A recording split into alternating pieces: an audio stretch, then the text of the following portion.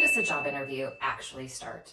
I've heard a couple of different opinions. Some individuals think it starts when that first formal interview question is asked. Others think it's the moment that you show up into the Zoom room or sit across the desk from somebody and that casual conversation starts. I have a different opinion. Hi, I'm Bernadette. I've been an executive recruiter for over 20 years, working with thousands of hiring managers and professionals to help them hire and find career opportunities. The advice I give today is based upon that experience. So let's get started. When does a job interview actually start? In my opinion, it starts when you answer the phone or respond to their scheduling email or text. Think of it this way. Those instances are your first chance to give a first impression. How are you answering the phone? How are you responding to the emails? Now, let's handle that phone call first. A lot of people answer the phone gruff. You know, it's most likely a telemarketer, a spam call. They don't want to talk to anybody. It's going to be from an unknown number, right? Because when the company that you want to work at is giving you a call, it's an unknown number and an unknown name. So chances are you're like, why am I going to answer the phone and talk to this person? That's your first mistake. So this is your first chance to give a really good first impression.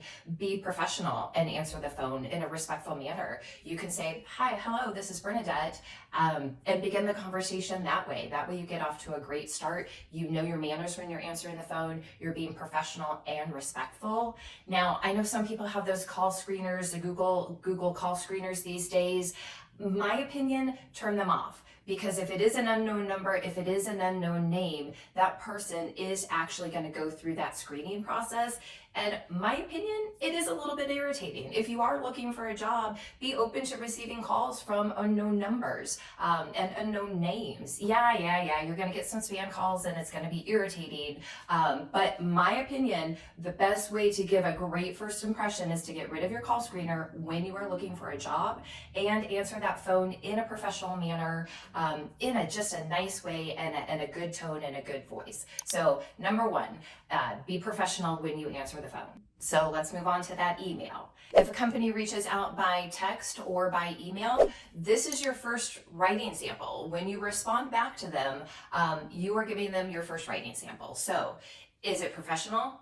Does it involve good grammar? Are you using a lot of shortcuts like IMO, EOD, NLT, whatever they are? Use your words, use your full words. Instead of responding back with a quick, you available at 2 p.m. with the U being of the letter U instead of spelling it out Y-O-U. Take the time, use your full words.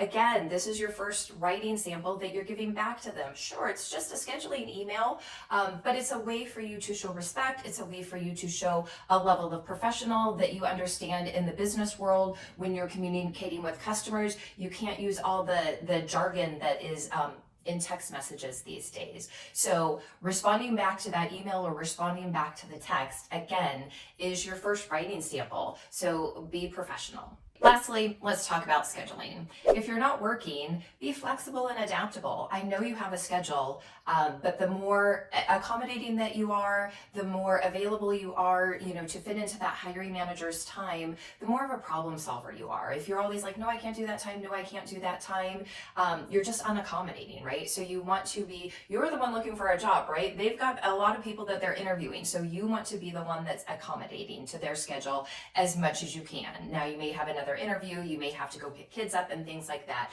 but try to be as accommodating as you can. If you are working, that's a little bit more of a tricky matter, right? You might have to take a few fake doctors and dentist appointments if you're actually working and looking for a job. It is okay to say, hey, I start work at 8. Is there a way to do a 7 a.m. interview, or, I get off at 4? Is there a way to do a 4:30 or a 5 p.m. interview? It doesn't hurt to ask the questions, but use your words and be specific. Don't just say, could you do later in the day? Could you do earlier? Give a specific time that's actually going to work for you so that they can then go back to the hiring manager and say, hey, will a 7 a.m. work, or will a 4:30 p.m. work?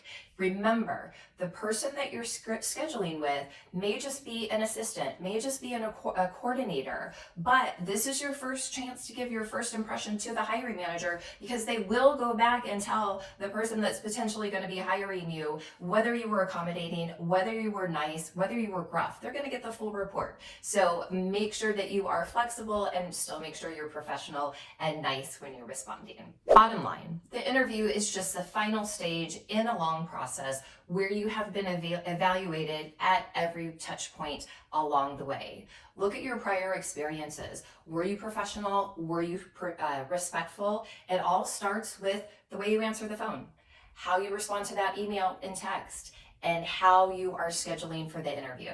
So make sure as you go through this job search process that you always use a level of professionalism and respect in the process. If you have any questions, reach out at the contact information below. Good luck. Thank you.